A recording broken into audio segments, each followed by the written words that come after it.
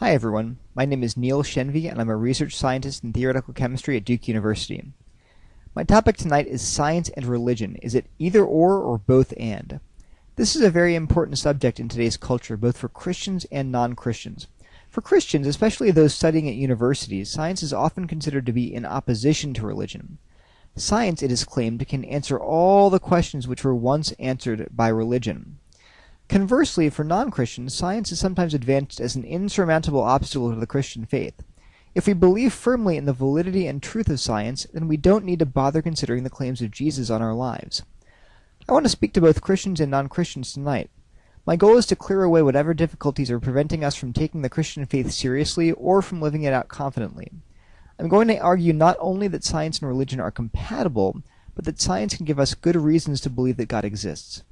I understand that this is quite a challenge, and many of you are probably thinking, one does not simply reconcile science and religion. But if I don't answer all of your questions tonight, I hope I'll be able to convince you that such reconciliation is at least possible.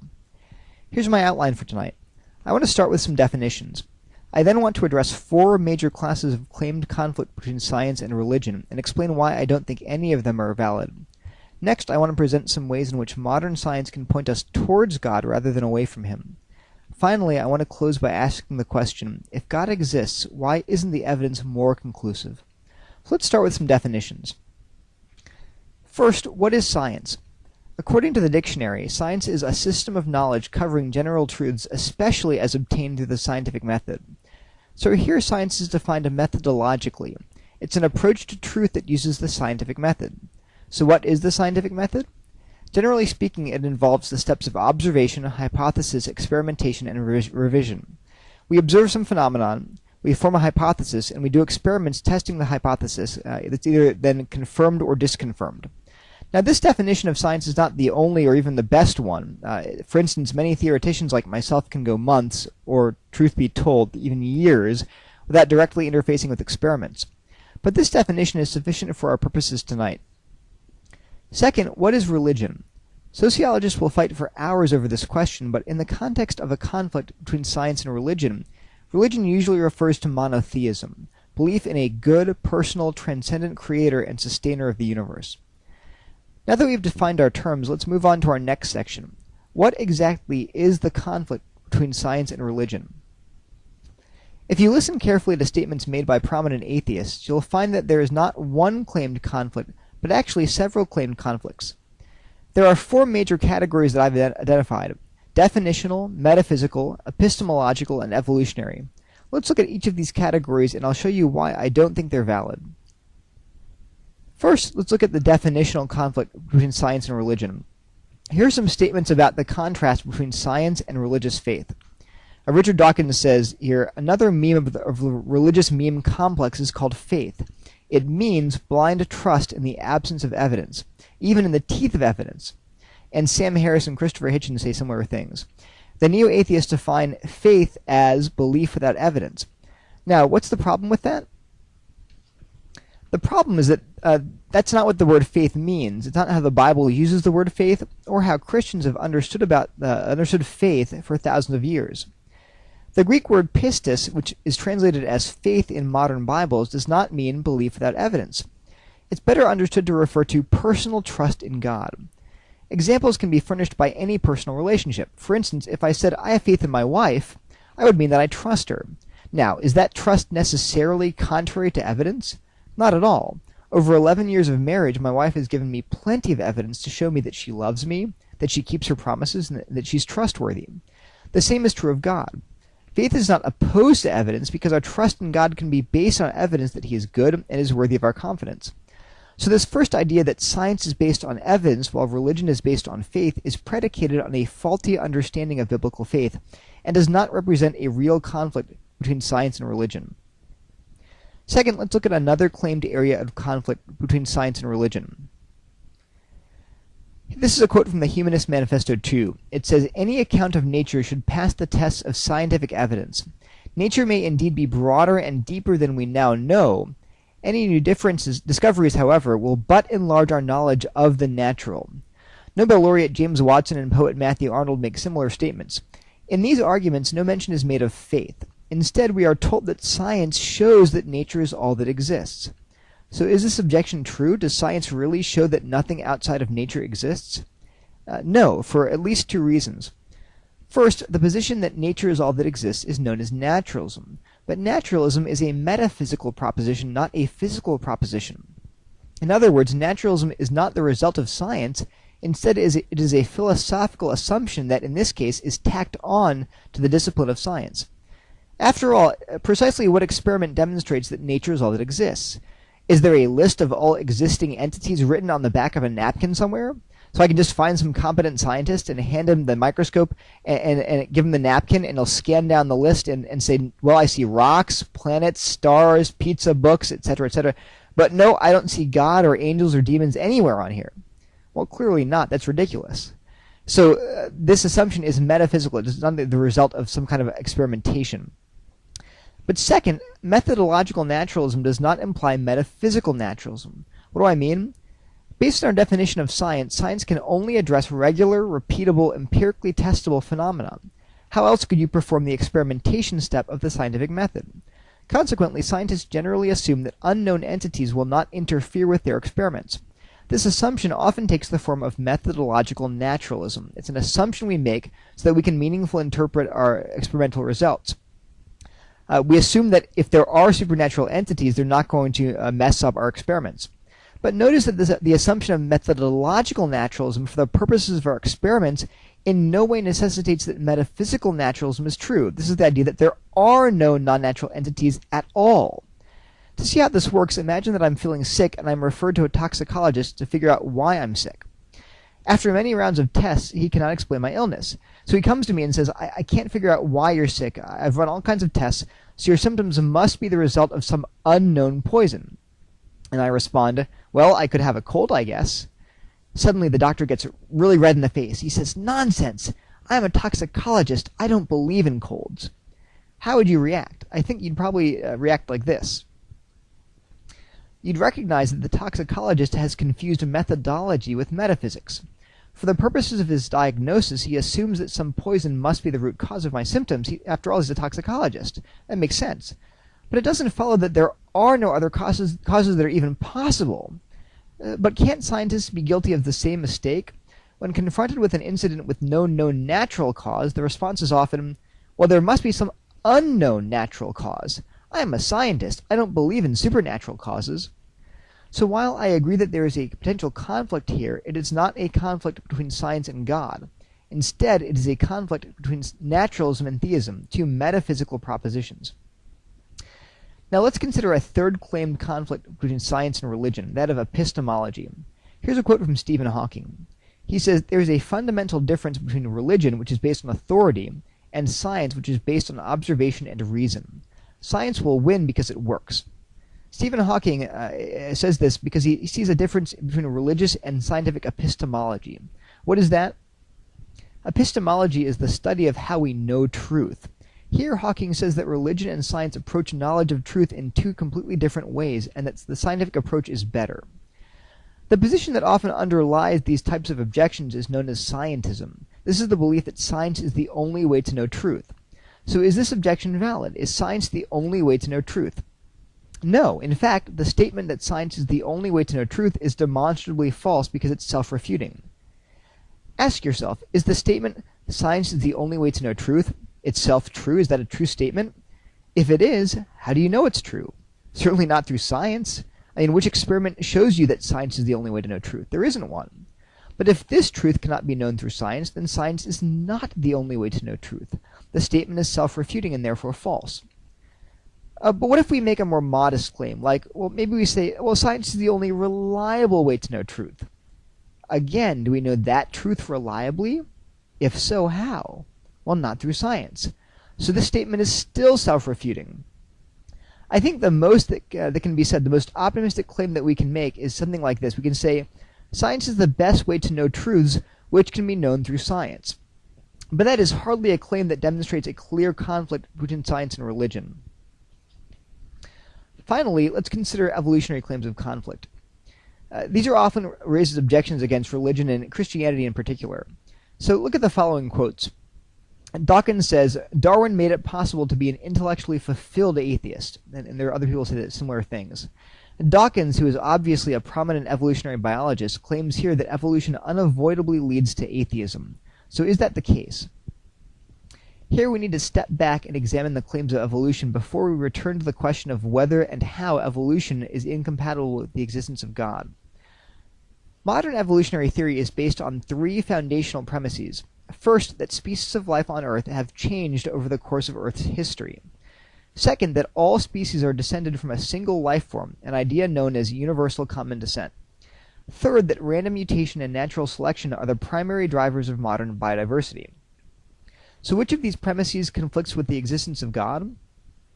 Surprisingly, the first premise is almost universally accepted, even among young Earth creationists. No one denies that the fossil record shows that the species on Earth have changed over Earth's history.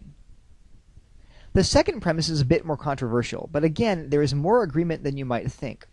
For instance, creationists accept a limited form of common descent, just not universal common descent.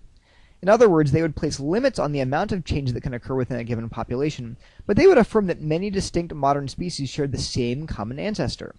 And at least some of those in the much maligned intelligent design community are willing to accept universal common descent wholesale.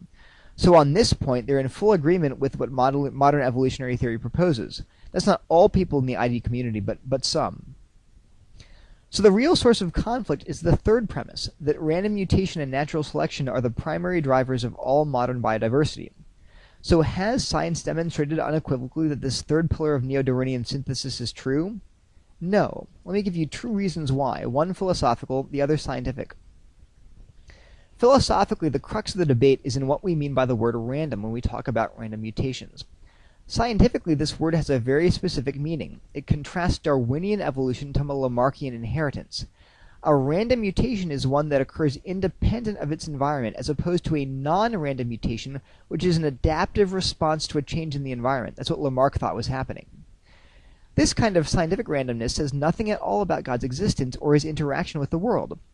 It merely says that mutations appear to occur at a rate and in locations that are independent of their environment.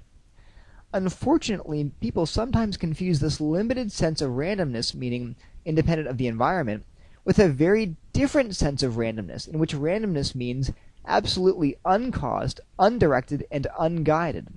It is this second kind of randomness which is problematic for theism, but only because it excludes God by definition.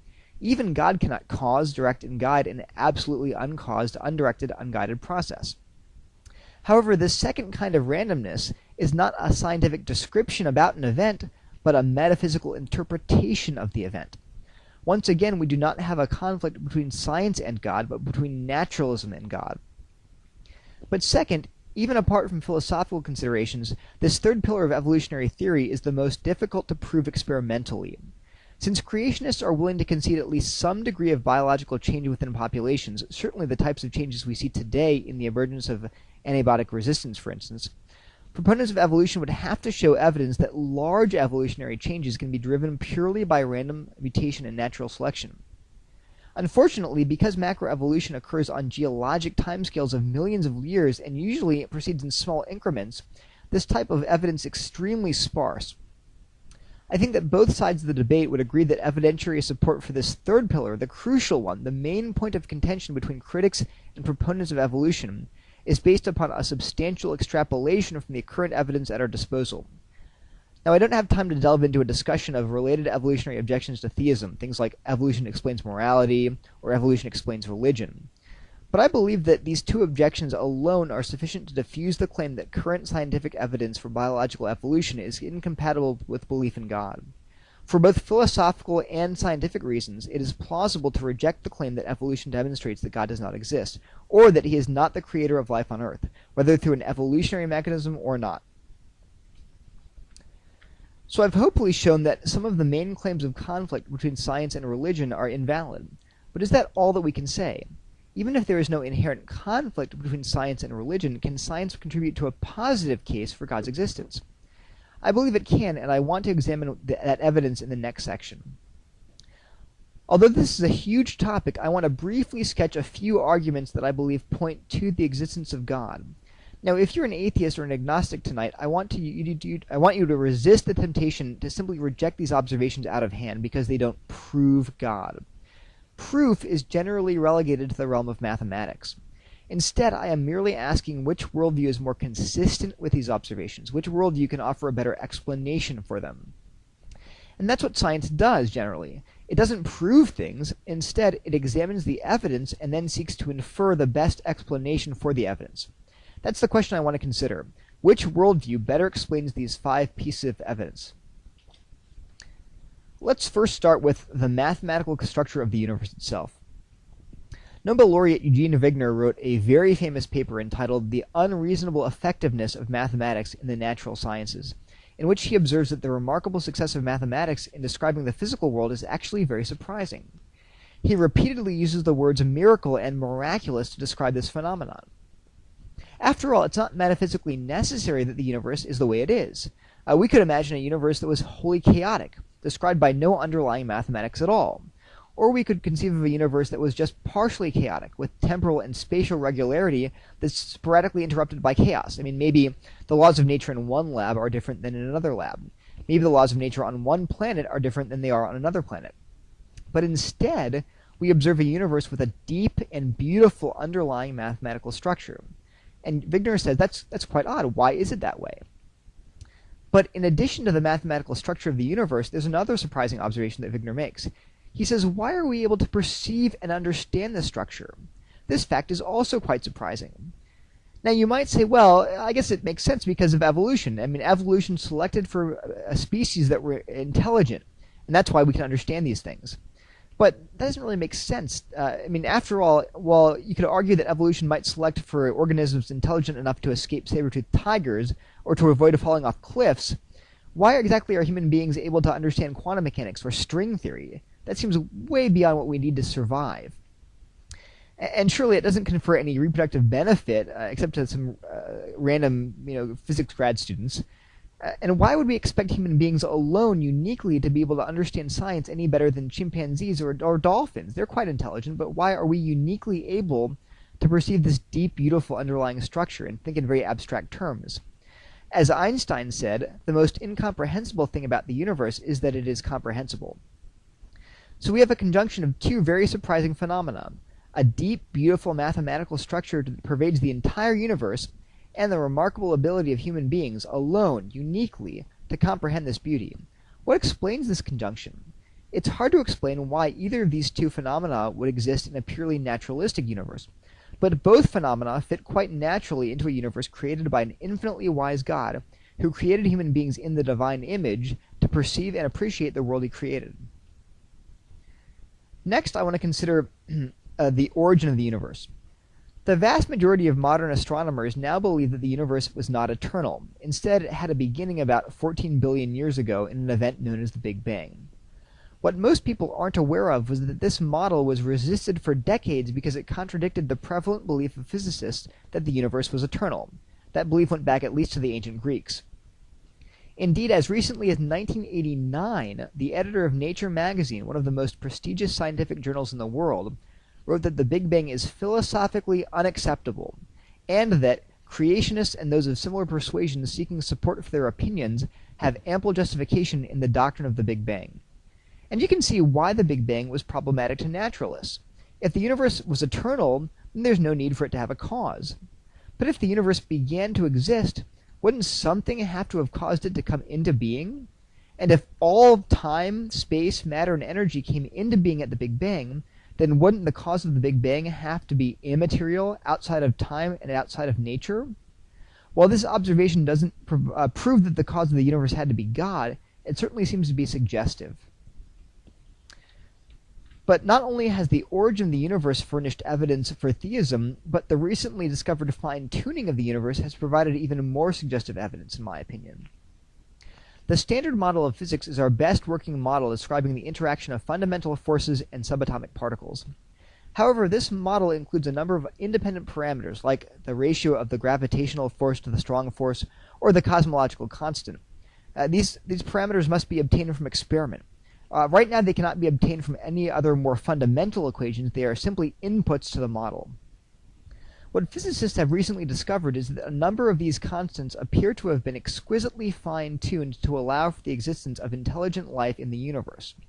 If some of these constants had been changed even a fraction of a percent, life would be impossible. The most dramatic example of fine-tuning is found in the cosmological constant, which is finely tuned to 1 part in 10 to the 120th power. That's 1 part in a trillion, trillion, trillion, trillion, trillion, trillion, trillion, trillion, trillion, trillion. This is just one example of the fine-tuning among the fundamental constants and parameters that determine our universe. And that's why this is a widely recognized phenomenon among both Christian and non-Christian astronomers. So what is the most popular and non-theistic explanation for fine-tuning? I mean, obviously, if God exists and created the universe with the intention of creating intelligent life like human beings, it makes sense that we live in a universe that was finely tuned for the existence of life. But what if you're an atheist? What's the best explanation for you? Currently, many atheists posit the existence of an infinite number of undetectable parallel universes known as the multiverse. In each of these parallel universes, the fundamental constants are all slightly different. As a result of this variation, every possible value is sampled somewhere in the infinite multiverse, and we just happen to be in the universe that got lucky. Now, there are physical objections to this explanation, but right now I want to focus on just one practical objection. Many atheists say, I could never believe in God, it takes too much faith. Now, I can understand why you might say that emotionally, but surely it takes at least a little faith to believe that there exists an infinite number of undetectable parallel universes, right? I mean, after all, some of these other universes are really bizarre. I mean, there are actual universes if an infinite multiverse exists. There are actual universes out there in which pink unicorns exist. There is some universe out there that's composed entirely of gorgonzola cheese. If God's existence seems implausible to you, surely these ideas are at least a little bit implausible. Fourth, I can't resist saying a brief word about quantum mechanics, since it's my area of professional expertise. Although necessarily it doesn't provide reasons to believe that God exists necessarily, I think it does provide some interesting implications for naturalism. Let me list 2 well-accepted features of quantum mechanics that are surprisingly not well known to non-physicists. First, quantum mechanics makes it extremely hard to identify inviolable laws of nature. According to quantum mechanics, while events may be extremely improbable, very few events can be ruled out as absolutely impossible. For example, a New York Times reporter was asking a physicist working at a particle collider whether the collider had the potential to destroy the world. The physicist replied, he said, well, no, it probably won't, but the random nature of quantum physics means that there is always a minuscule but non-zero chance of anything occurring, including that the new collider could spit out man-eating dragons. Now, he was making a joke, but he was also technically exactly correct. Almost anything is technically possible under the laws of quantum mechanics. So miracles can no longer be dismissed as just impossible. And if God decided to intervene in the universe, he could do so without violating any of the natural laws that he created. But second, quantum mechanics dictates that there are some entities that will never be accessible to observation. In a Newtonian universe, in theory, every entity can be measured or observed. But in contrast, in quantum mechanics, we're shown a universe in which the most basic description of reality, the wave function, cannot be measured even in principle. Now, this idea may be a bitter pill to swallow for many proponents of scientism and maybe even naturalism, because it implies that there are hidden, unknowable realities that are fundamentally inaccessible to science. Finally, although I can't go into detail, I want to point out that many of the founders of quantum mechanics, such as Nobel laureate Eugene Wigner and John von Neumann, believe that quantum mechanics demonstrates that consciousness, or mind, plays a role in the universe distinct from that of matter.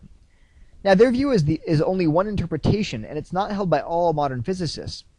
But I think a conservative assessment would affirm that quantum mechanics makes the possibility of mind-body dualism far more plausible than it would have been on a Newtonian view of physics. And these men at least believed that quantum mechanics implied that mind was distinct from matter. So while quantum mechanics doesn't provide direct evidence for God's existence, I think it does challenge naturalistic ideas about reality in at least 3 areas: the possibility of the miraculous, the fact that not all entities are accessible to science and observation, and the possibility that mind is distinct from matter. Finally, I want to ask what the search for truth itself can tell us about God's existence. One prerequisite for the entire scientific enterprise seems to be the assumption that truth is intrinsically good and that we ought to seek it. If truth is not intrinsically good, then why should we seek it at all, either through science or some other means? So any worldview which cannot explain why we ought to seek the truth or why it's intrinsically good is going to undercut the very foundations of the scientific enterprise. So let's ask the question, is truth intrinsically good, and should we seek to know the truth? The difficulty arises when we try to explain why truth-seeking is intrinsically good and morally obligatory if naturalism is true, if nature is all that exists. Most naturalistic theories of morality tend to equate human value, ultimate value and moral goodness with human flourishing. So they say, what is good? Well, ultimately what's good is human flourishing, human happiness. Now, if we wanted to try to explain why truth is good, if naturalism is true, we could say something like this. We could say, well, here's why truth is good. Truth is good because it promotes human flourishing. Scientific truth enables us to do things like cure diseases and to feed the hungry. Now, that's what makes truth good. Unfortunately, this approach doesn't work in this case because it makes truth an instrumental good, not an intrinsic good. What do I mean? An intrinsic good is something that is an end unto itself. It's good because of what it is. On the other hand, an instrumental good is a means to an end. It's good only insofar as it leads to some other ultimate good. So why does it matter that naturalism makes truth an instrumental good rather than an intrinsic good? Well, it matters because truth-seeking and human flourishing are often in deep conflict. Let me show you why. Let's imagine that you're an atheist, and your grandmother is a Christian, but she's dying. Her only comfort on her deathbed is that she believes that she'll soon be in the presence of Jesus. She says, I'm sad that I'm dying, I'm sad that I'm leaving you all behind, but I'm so happy that I'll soon be face to face with the one who loved me and who saved me. I'm happy that I'll be able to see God. I'll be reunited with my husband and my little boy who died when he was young. But she says to you, now look, grandson, some people I've heard that some people don't believe in God. I mean, is that true? Does God not exist? Are they right? Now, what do you say to her? Do you urge her to seek the truth? No, I don't think you can, because it will diminish her flourishing. And if naturalism is true, then human flourishing is the ultimate good, not truth. There's even deeper examples. Think about atheists like Bertrand Russell or Jean-Paul Sartre. They believed that atheism is a terrible, miserable, agonizing truth. And what if they're right? What if it turns out, factually speaking, empirically speaking, most people would be happier believing religious delusions rather than believing the truth of atheism? In that case, a commitment to human flourishing as the ultimate good would require us to promote religious beliefs, even if we think atheism is true. Because if most people are miserable being atheists, then to promote their flourishing, we have to promote even the most blatantly false religious delusions as long as it makes people happy. Because what we're committed to ultimately is human flourishing, not truth. So it doesn't seem like naturalism can furnish us with any reason to think that truth is intrinsically good or that truth-seeking is morally obligatory. And that inability tends to undercut the entire scientific enterprise. So can any worldview explain why truth is intrinsically valuable and why truth-seeking is morally obligatory? Well, yes. Take Christianity, for instance. If a truth-loving God exists and commands us to seek the truth, then we can explain why truth-seeking is good and obligatory. We can even resolve the tension between truth-seeking and human flourishing, because if Christianity is true, then the truth will ultimately lead us to eternal flourishing. Jesus Christ himself claimed that he was the way, the truth, and the life. And he said, you'll know the truth and it will set you free. So no matter what hardships or difficulties or miseries attend truth-seeking here, there will be no ultimate conflict between truth and our joy. So we have a very odd paradox. Atheists who tend to rightly value truth very highly have no way to explain why it is valuable. And this inability calls into question the entire scientific enterprise, which is founded on the assumption that truth is a good thing. Moreover, if an atheist approaches a Christian and says, oh, you ought to abandon Christianity and seek the truth of atheism, I think the Christian is well within his rights to ask, why? If you're right and atheism is true, why should I seek to know that truth? Is truth intrinsically good? Am I obligated to seek it? On the other hand, Christians can always urge everyone to seek the truth because truth is intrinsically good, because God commands us to seek it. So Christianity provides a foundation for truth-seeking and for the entire scientific enterprise that's not available to atheists. Thus far, I hope I've demonstrated why there is no inherent conflict between science and religion. I've also suggested several ways in which science can point us toward belief in God rather than away from him. But I don't want to stop there. I want to tackle another question which I think is often overlooked. Why isn't the scientific evidence for God's existence clearer? Even if we think that there are very good pieces of evidence, scientific evidence, that God exists, like I do, why isn't the evidence even more clear? Why isn't it absolutely undeniable so that all scientists universally affirm that God exists? First, remember that science is not the only means to truth, so it seems foolish to demand that definitive evidence for God's existence must be available through scientific arguments, rather than through, say, ethical arguments or aesthetic arguments or existential arguments. Indeed, it seems to me that there are many reasons to expect that God would not use science as the primary means in which he reveals himself. For instance, at what level of scientific progress should God's existence become clear? Given that modern science did not exist until the 18th century, are we really suggesting that God should have left himself without a witness to humanity for millennia? That can't be right. And what about differences in scientific ability? Should God be accessible only to the elite few who have mastered molecular biology or quantum mechanics? Does God desire to be comprehensible only to people with PhDs or to all people? Well, clearly he wants to be known by all people. And what about cultures today who have limited appreciation for science? They value other things like art or tradition or experience over scientific knowledge. Now, we might despise them as primitive and backwards, but God doesn't. God desires to reach them. And if he does, would he really limit his revelation only to science? Okay, you might say, maybe God has reasons to reveal himself through more than just science, but it's still unfair. He still ought to give us more evidence. If God is omnipotent, he can do anything he wants, right? So why not write John 3:16 in mile-high letters on the moon in every language in the world? Why not rearrange the stars in the Big Dipper to spell out God exists? Why not teleport copies of the King James Bible into every nightstand and every hotel room? I guess the Gideons beat him to it. But why doesn't God just do some unmistakable sign from heaven so that we know he exists? That's a good question, but here we need to take a harder look at the biblical doctrine of sin. Believe it or not, your intellectual objections and mine are not the ultimate reason for our lack of trust in God. They just aren't. Now, how can I convince you of that? Let's try a thought experiment. Imagine tonight that when you go home, you ask Jesus if he's God. So Jesus appears to you in your room in all of his glory in some undeniable way.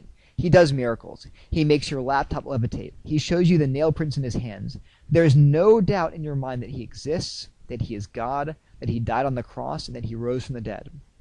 Now, let's not ask whether you believe he exists. We've assumed for the moment that that question has been settled in your mind. The question I want to ask is this: how do you feel about him? What if he says to you, I want you to go to all of your friends tomorrow, go to your family, and tell them that you have seen me, that I appeared to you, that they need to repent and believe the good news, that they are sinners, that they deserve eternal punishment in hell, but that if they turn to me and trust in me and believe in me, they can be fully reconciled to me and forgiven of all of the bad things they've done? What if Jesus says to you, as a Christian, you need to submit every part of your life to me, your career goals, your sex life, your friendships, how you spend your money, how you spend your time, what you do for entertainment? If I tell you to leave your job and to go start an orphanage in India, you must go. I am more important to you than your family, your friends, even your own life. You have to lay it all down before me. I am your Savior, and I'm also your Lord. Now tell me honestly, doesn't that make you feel a little uncomfortable? I'll be honest, it makes me feel uncomfortable. Why? Well, because we're all sinners. There's a part of all of us that doesn't really want God to exist because we want to be in control of our own lives. We want to call our own shots. We want to decide what's good and bad for us, for ourselves, not answer to anyone else. What we're really saying is that there's a part of us that wants to be our own God. But if that's the case, then don't you see that evidence isn't really the issue? If we had all the evidence that we needed to fully convince us intellectually, there would still be a heart problem that God needs to overcome. God's comprehensive claim on our lives is threatening to us. So if that's the case, then why blame God for not providing enough evidence, if more evidence is not what we really need? But now you ought to be asking some important questions. If the fundamental problem is not our intellects but our hearts, then what do we do? Do we just sit around and hope that one day our hearts will suddenly change? Do we just work really hard to fix our hearts? And if scientific evidence is not the primary means that God uses to reveal himself to us, where else should we look? And what if we're not very good at science or philosophy? Where do we look for God then? Well, God has one answer to all of these questions, and it is the central message of Christianity, the gospel. This is what the Apostle Paul had to say about the gospel. He writes, "For what I received I passed on to you as of first importance, that Christ died for our sins according to the Scriptures, that he was buried, that he was raised on the third day according to the Scriptures." Now, in this one sentence, we have the central message of the entire Bible. It's not advice. Did you notice that? It doesn't say, here's how you ought to live. Here's how you can please God. Here's what you should do. Here are the rules. It's news that Jesus Christ has come, God himself taking on human flesh to live the life we ought to have lived, free from sin and evil and full of love and compassion. Jesus came to die the death we deserve to die as rebels and sinners who shake our fists at God and say, I don't want you to be here. I want to have my life my way. Jesus died the death that we deserve, and he conquered death on our behalf, dying in our place and reconciling us completely to God. And he rose to life 3 days later so that we can also be justified in God's sight, declared to be completely innocent and righteous in God's eyes. So there's no condemnation now for those who trust what Jesus did for us.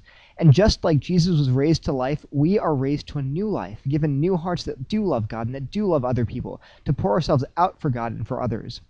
Now, this is what God has done to rescue, to redeem, and to save us as fallen, evil, and corrupt, hell-bound humans. That's what the Bible says. It says, here is the message. Here is the news of what God has done to rescue you. Now, do you accept it? Will you repent and believe it? Are you willing to commit your life to it? Now, do you see how this message answers all of our questions? What if we're not very good at science or philosophy? What if we're uneducated and weak and despised and foolish? Listen to what the Apostle Paul writes in another letter. He says, God chose what is foolish in the world to shame the wise. God chose what is weak in the world to shame the strong. Do you hear that? God chose. God is not known through education, but through revelation. God reveals himself not to those who boast in their intellect, not to those who boast in how many degrees they have, or in how good they are at understanding arguments from natural theology. Instead, God reveals himself to those who are humble enough to admit that they need help, that they need him to reveal himself to them.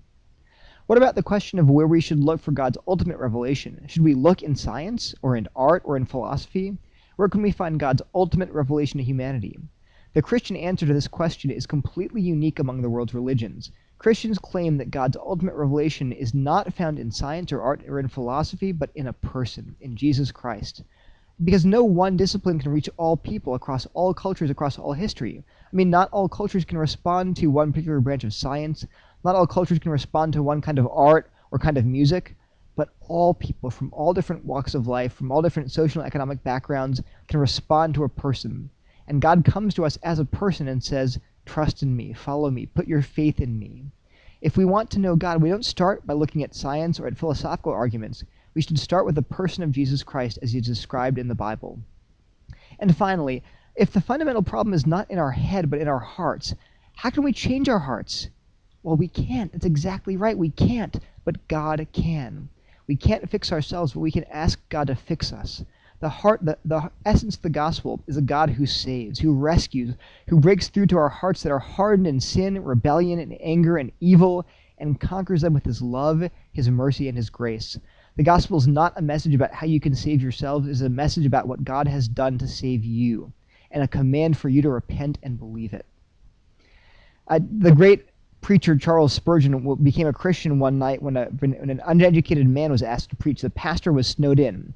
And so this uneducated man got up and preached a very simple sermon that basically said, look to Jesus and live. Let me adapt that message in tonight's context. What the man basically said was this. He said, you don't have to be educated to look. You don't have to have PhDs or college degrees. You don't have to know philosophy or quantum mechanics or topology to look. Anyone can look. A child can look. Look to Jesus. Look at him suffering and weeping and bleeding. Look at him dying on the cross for us. Look at him suffering because of what we've done to him. Look at him rising from the dead to reconcile us to God. Look at him seated at God's right hand to intercede for us. Look at him and live. Now that's what God asks of us, not to master some set of arguments, but to look and live. Just look and live.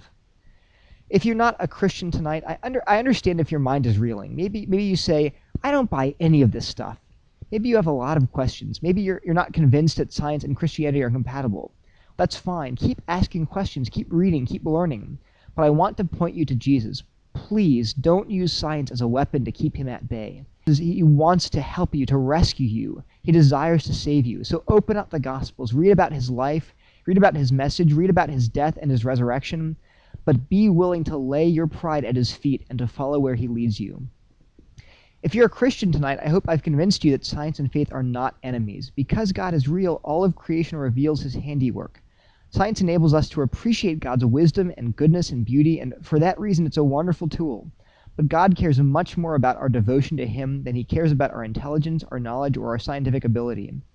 Remembering that fact will help us keep things in perspective, in the proper place, neither of elevating science above God or rejecting science as incompatible with God. Let me close with a quote from the original Rules and Precepts document of Harvard University. This was written back in 1646. This document states the following for Harvard students. Let every student be plainly instructed and earnestly pressed to consider well the main end of his life and studies is to know God and Jesus Christ, which is eternal life, and therefore to lay Christ in the bottom as the only foundation of all sound knowledge and learning. And seeing the Lord only giveth wisdom, let everyone seriously set himself by prayer in secret to seek it of him. And that's where real knowledge is found. As Proverbs says, fear of the Lord is the beginning of wisdom, and knowledge of the Holy One is understanding. A real wisdom does not just come through scientific knowledge. It comes from knowing the person of God, knowing who he is and how he's revealed himself in Jesus. Thank you very much for your time.